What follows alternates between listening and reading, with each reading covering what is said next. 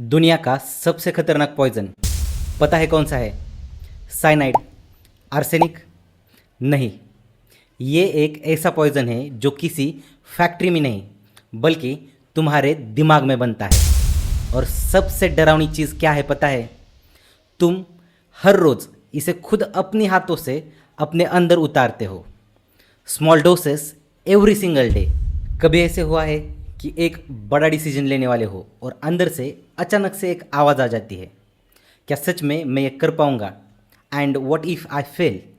लोग क्या सोचेंगे? एंड जस्ट लाइक दैट आप रुक जाते हो। This is not caution, even this is not intelligence, this is self doubt.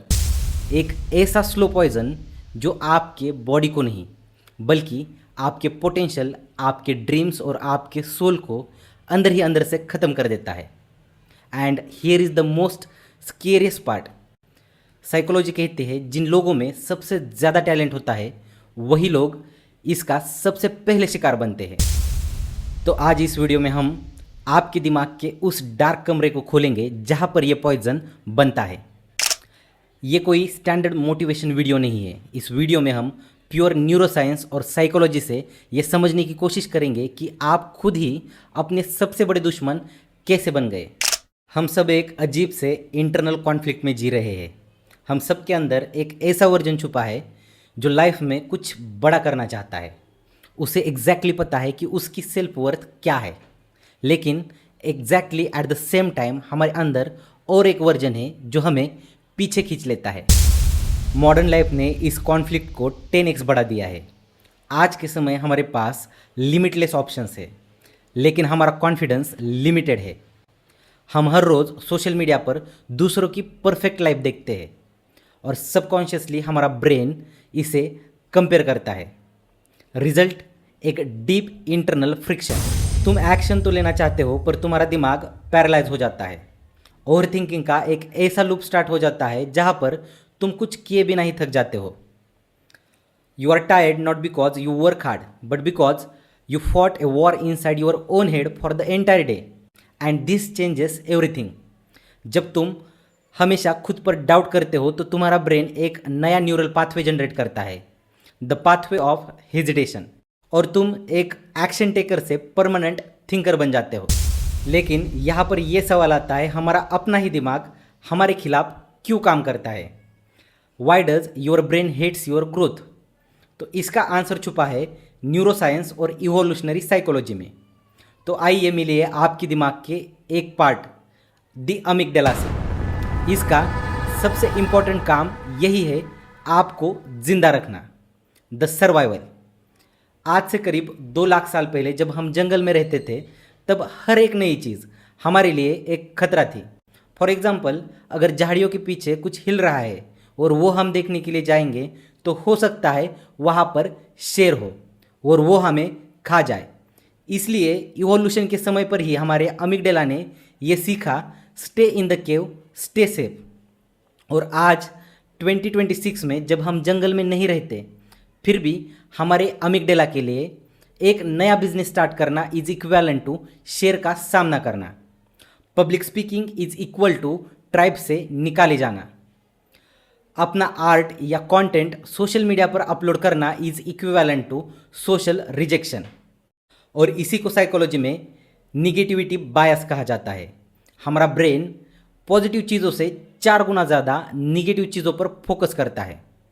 इसलिए आज भी तुम कोई नया काम करने की सोचते हो तो तुम्हारा प्रीफ्रंटल कॉर्टेक्स जो लॉजिकल थिंकिंग का काम करता है वो एक्साइटेड हो जाता है, लेकिन at the exact time amygdala emergency alarm बजा देता है, stop, danger, you might fail.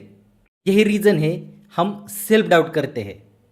इसका मतलब सेल्फ डाउट और कुछ नहीं बल्कि हमारे ही ब्रेन की एक प्रिमिटिव सर्वाइवल मैकेनिज्म है जो हमें फेल्योर से और खतरे से दूर रखती है, लेकिन बदले में ग्रोथ से भी दूर कर देती है। साइकोलॉजी में एक बहुत ही फेमस और शॉकिंग एक्सपेरिमेंट है, द फ्ली एक्सपेरिमेंट।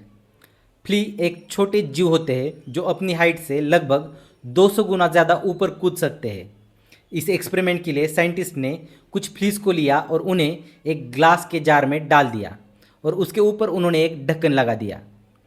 उसके बाद कुछ समय में फ्लीज ने अपने फुल पोटेंशियल से कूदना स्टार्ट किया, लेकिन वो ऊपर आके ढक्कन से टकराने लगे। रिपीटेडली सेम चीज़ होने के बाद उन फ्लीज के दिमाग ने ये चीज़ सीख ली कि एक सर्टेन हाइट से ज़्यादा अगर कूदेंगे तो उन्हें पेन होगा।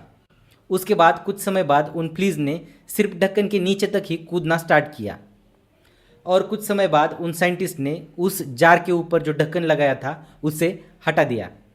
अब टेक्निकली वो सभी फ्लीज आज़ाद थी। वो अपने पोटेंशियल का सिर्फ 50% भी यूज़ करते तो भी उस जार के बाहर निकल पाते, लेकिन उनके दिमाग ने ये सीख लिया था कि अगर एक सर्टेन हाइट से ज़्यादा कूदेंगे तो उन्हें पेन होगा। उन्होंने खुद अपने दिमाग में अपने पोटेंशियल की बाउंड्रीज सेट कर दी थी। साइकोलॉजी में इसी को लर्न हेल्पलेसनेस कहा जाता है।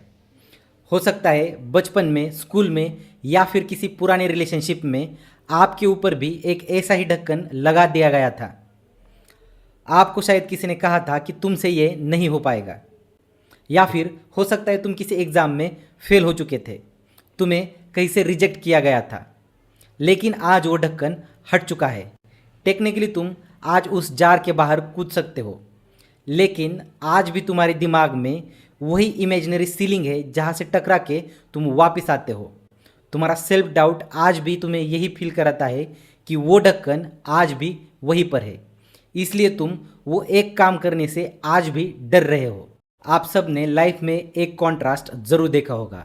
एक तरफ एक लड़का है जो बहुत इंटेलिजेंट है, जिसके पास एक्सीलेंट आइडियाज़ है, लेकिन वो चुप रहता है, वो कोई एक्शन नहीं लेता। उसे लगता है कि वो अभी तैयार नहीं है, मेरे पास कोई परफेक्ट प्लान नहीं है।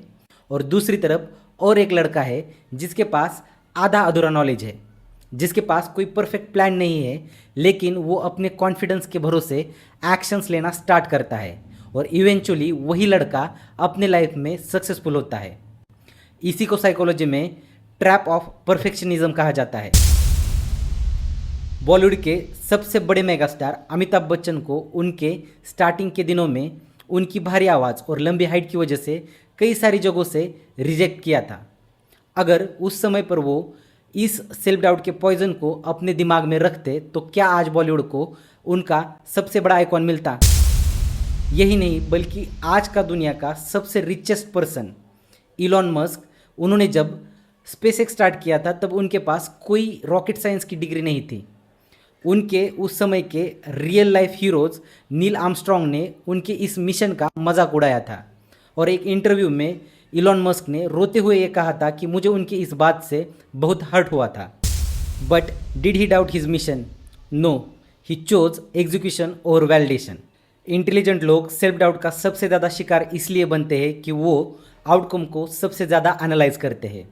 वहीं पर स्टैंडर्ड लोग एक्शंस लेते हैं, फेल होते हैं, सीखते हैं और आगे बढ़ते हैं।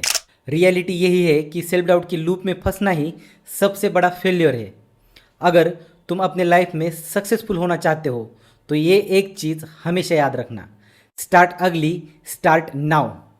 अगर इस वीडियो से तुम्हारा माइंडसेट चेंज हुआ है तो कमेंट में ज़रूर टाइप करना आई स्टार्ट नाउ।